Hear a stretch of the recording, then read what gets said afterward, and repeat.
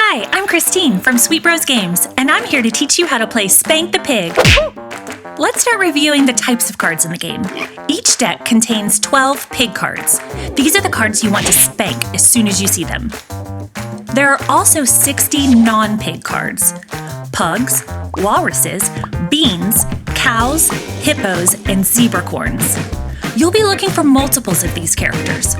When two or more of the same character are flipped over, you want to shout its name as quickly as possible. To set up the game, shuffle the deck and deal an equal number of cards face down to each player.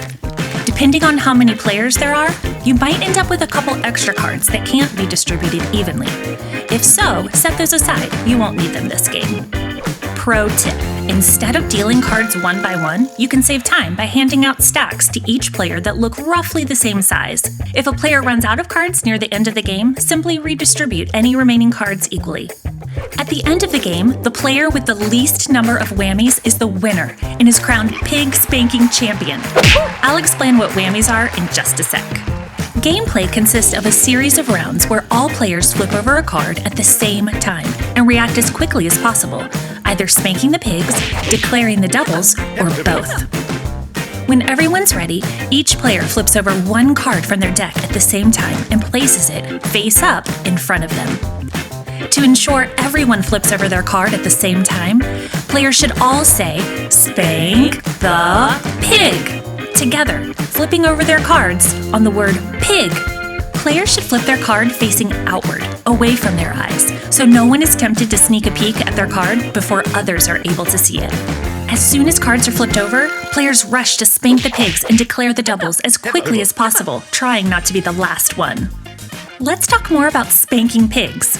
Players should spank any pig cards in the play area by slapping their hand on top of it, leaving their hand there until all players have reacted, so you can determine who is last to spank the pig. Declaring the doubles. Besides looking for pigs to spank, you should also look for multiples of any non-pig cards. If you see the same character on two or more non-pig cards, shout its name. Keep in mind, the background color and character color is irrelevant. You're simply looking for the same character. All players must shout the name of the double, even if they're later than everyone else. Players should also only shout the name once. This helps clarify who is last to declare the double. Scoring. Whammies are like negative points you want to avoid. They're given to players for the following reasons. 1. Being last to perform a correct action.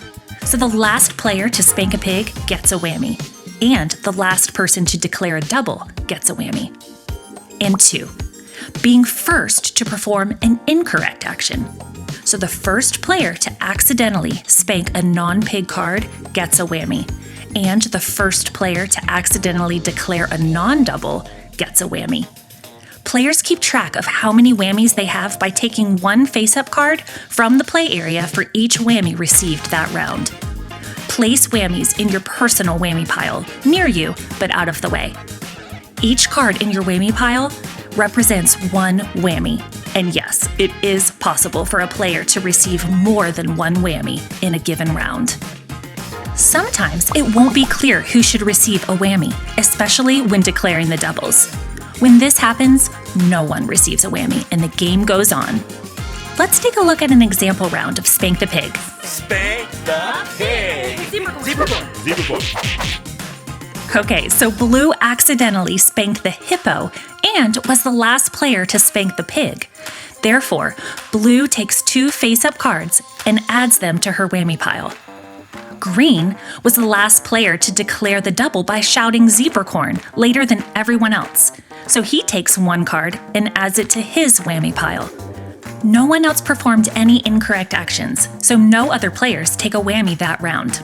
Players continue rounds of flipping cards, taking actions, and giving out whammies until you run out of face-down cards. At that point, the game ends and each player counts their whammy points. The player with the least number of whammies at the end of the game is the winner and crowned Pig Spanking Champion.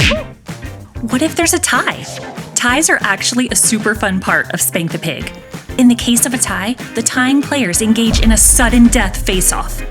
Shuffle the cards, hand a small stack to each tying player, and begin. As soon as a player receives a whammy, they are eliminated. The last player standing is crowned Pig Spanking Champion. One last thing. For games with 5 or more players, we recommend only spanking pigs. Declaring the doubles in larger groups can get chaotic with so many people shouting at once. It can be hard to know who is last to declare a double.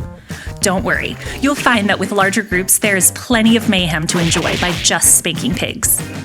So that's how you play Spank the Pig! More info on how to play can be found in the written instructions and in the FAQs at spankthepig.com. Good luck, and may the best pig spanker win!